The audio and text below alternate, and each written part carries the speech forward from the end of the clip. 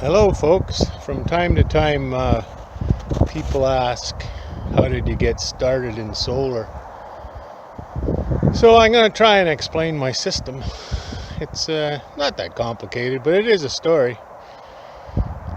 Those are my first panels. I bought 40 panels off of Kijiji, used panels, at a really good price. And then I decided, well, it's time to get them on there. They sat in my garage for about a year. So, because I was trying to get enough money ahead. So I decided I'd go with N-phase inverters. So I put up, you're only allowed 10 kilowatt of N-phase of a grid-tied inverter in Ontario. So I decided I'll put up 8.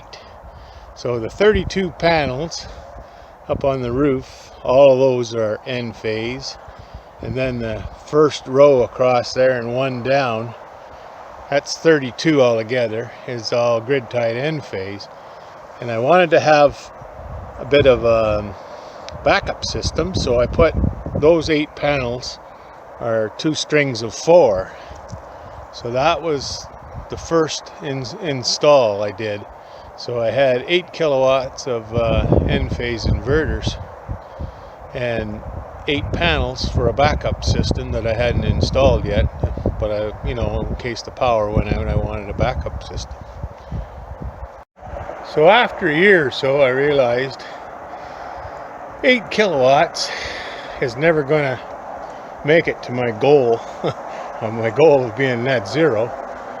So I decided I would buy a used system. So I got a used system off Kijiji again, and I put 8 panels with M215 N-phase inverters on it, and that's it there. That was my second array. So I got it set at a winter angle because that was where I was having difficulties meeting requirements. And then that 8 panels and the 32 at front is my 10 kilowatts that I'm allowed in Ontario for grid-tied solar. As you go along, you realize how much power you actually use, and 10 kilowatts isn't a lot over a year, especially in Canada, because we have awful poor November to January. Now it's March. You can see the sun is really starting to come along now. So that was the second part of the system. But this was the third part of the system. These 9 panels here, they're 250s. They were put up to go along with my backup system for charging batteries. They were the third part. I found those 8 panels that I had originally started for backup weren't enough because I'm an energy hog. I use too much power. Well, no more than anybody else with a regular type home. They're trying to heat it and air condition and all the stuff we use. So I need about 15 megawatts of power is what I use every year. So these ones I set up to help charge the battery.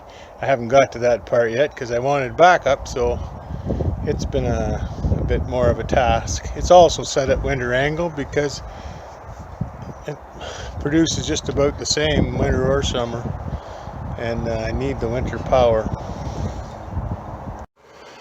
Okay, so I decided way back when to have that backup system. So another Kijiji find, right? Kijiji is like a lawn sale place. Everybody lists stuff to sell in Canada. Anyway, I found this quite inexpensive 3524 Outback inverter guy I wanted to get rid of. So I thought, well, that'd make a good backup inverter. It's only 120, but the price was right. So it only does one leg. So I pulled all my garage off into this panel here, this Federal Pioneer panel, just so that I could have an off-grid type situation, and this is totally off-grid, but it does have a breaker so I can charge batteries, right? So I had some old lead acid batteries which have long died off, got rid of. Anyway, that's how I started with my backup plan. So I only had 8 panels to start with, and of course they're in 2 strings of 4. So I had to buy a Midnight. I broke down and bought a brand new Midnight 250, which allowed high enough voltage to hook up those 72 cell panels I got on the roof, 8 of them. I needed a higher voltage because they were in 2 strings of 4, so I needed, 180 volts. So I picked up my first charge controller, and another Kijiji find were these wonderful eSmart batteries down here. It's kind of hard to see them. So those were the first LiFos I got, and I got them 6 of them. Hell of a good price off again Kijiji, a lawn sale, eBay type place. Anyway, I got them, and that was my first battery. Well, I had lead acid, but I never counted them for real because I could only get a couple kilowatts out of them. So that's what I set up for my backup. And then I realized, of course, winter comes a lot to Canada. You can't you can't charge enough out of 8 panels to run the tremendous loads I have, because it's all electric house, electric heat, everything is electric here. Pump my own water. So it all adds up to, like I said, at least 15 megawatts a year. So that's I had to start adding to my battery backup. So I knew I was going to have to AC couple, because that's where all my power is, in the M-phase system. So I found another inverter, 24 volt Magnesign PEA, which allows AC coupling, and I would run off my 24 volt battery along with my Outback. So I added the Magnesign, and then I put on a critical loads panel for the Magnesign, so I could run my water pump if the power went off. It's 240 volts, right? So that all went well, and I also added my 8 panel array at the back, the M215 N phase. I added them to this panel, so when the power goes off, this breaker here will still charge my 24 volt battery by AC coupled, because the Magnesign will accept AC coupling. So it charges my battery plus supplies, what is 2,000, not quite 2,000 watts to the system, which can be used straight up without putting a load on the inverter, which is kind of nice for AC coupling. So that worked out pretty fine, except I never had enough battery to do very much. Okay, so then that's when we started with the bus batteries, because they were cheap, really cheap. Another Kijiji find. Frank Z helped me get started with the batteries. We hooked them up. I've added on since, but then I needed another way to charge them.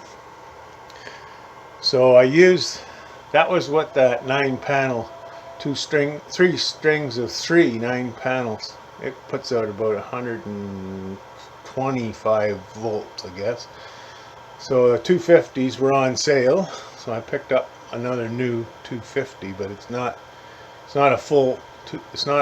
It can't do follow me, so I had to separate that out. Anyway, that's where we started with that part of the system, was to charge these bus batteries. So then I found out that even 9 panels, my load is way too big. I put 20 kilowatts, between 10 and 20 kilowatt hours a day through those batteries, which, you know, it's a pretty big load. So I converted the other 8 panels from the 24 volt system. I converted that to the 40 volt system, which the bus batteries are, and so both of those now charge the bus batteries. I can get, I don't know, yesterday I got 21 kilowatt hours out of my two arrays, the 8 array and the 9 array. So, you know, that's March. March is a good month. But I needed a way to charge them other times, so that's where the trip light inverter, 36 volt inverter, come in. And if I get in a pinch, I can use that to charge my batteries. Or, I haven't finished this part of it, but I was going to put AC into the Outback by hooking it up as a generator. So this system would start up just like a generator would to charge my 24 volt battery through the Outback. But I found that the AC coupling worked even better.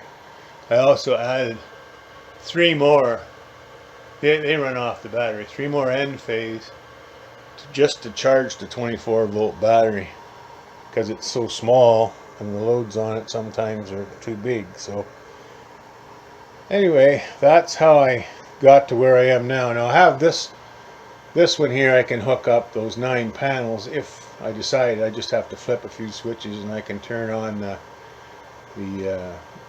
POW mister there to charge the 24 volt battery. But I don't usually do that because I have it set on a timer. So how do I explain this? The Magnesign charges, if there's too big a load, it charges with 220. It's the best charger anyway. But then I've set a timer on the Outback between 11 and 3 to charge the 24 volt battery, and it uses power that's being produced by the end phase before it goes off into net metering world. The trick is to get as much battery as you can, as much as you can produce, before you give it back to the net metering people, because you don't get it full credit, of course, but you get a credit. It's a good system. I think I had like $600 credit in the bank for the winter. So trying to get it so that they don't get all my power, I decided to put the last 2 inverters in, 2 Sun 1000s. They're on limiters, so they only come on when I have a load that isn't being met by the end phase. So if the end phase is providing my power, nothing happens. They just stay there like they are now, and the battery gets charged up as normal. But as soon as the sun goes down or a cloud comes over and the end phase can't make my power requirements, then the sun inverters kick in and try and supplement the power. I haven't got that tuned right up exactly the way I want it, but pretty close. It works pretty nice. But the problem still is not enough battery, because 2 of those can put out, 2,000 watts. And when you run in the middle of the night, 50 kilowatts sounds like a lot, 50 kilowatts of bus batteries, but I easily go through 10 to 20 kilowatts with electric heat. It's kind of it's expensive if you had to buy it. So anyway, I've tried to explain my whole situation and how I arrived at this giant mess I have, but it all works, and it all works together. And some days I think it's not as good as others, but if I had to do it all over again, I think I would probably go with a Solarc and a real battery. But I don't have those kind of thousands of dollars. I had to do it differently. So I just did it piece by piece. As I saved money on my electric, which I have, I've saved $3,000 a year for the last 4 years. I just invested it into more parts. Well, today we're charging, you can see 35 amps right now. This is, I think it's around 11 o'clock, and it's sunny out. So I'm putting 16 in there and 35 in there. I've divided the bus batteries into two different batteries, one with 30 kilowatts and one with 20. So they charge at different rates, but it all comes back out through the main bus bars. So what are we doing there? Only 800 watts. That's on the 9 panels that face more west at a winter angle.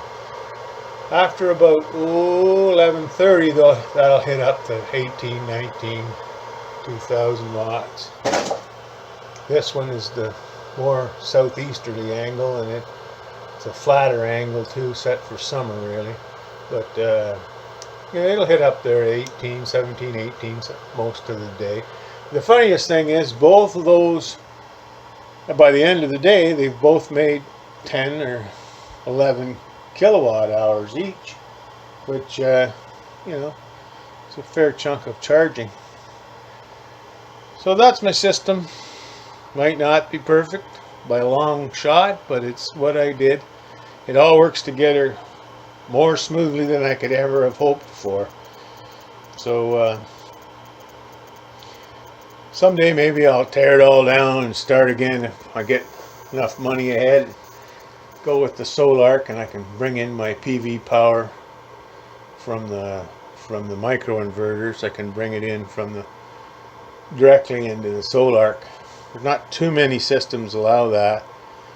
Magnesign, but we're limited to how much we can put in. Where the solar, 12 kilowatt solar is a lot different than a 4 kilowatt Magnesign. But anyway, if I find them on sale, that'll be the ones.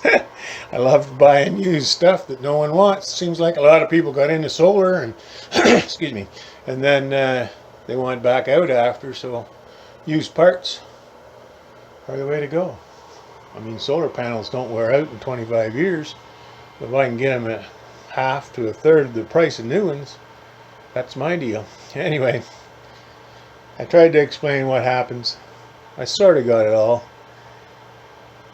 And anybody that's wanting to know anything, let me know. Thanks for watching. Bye.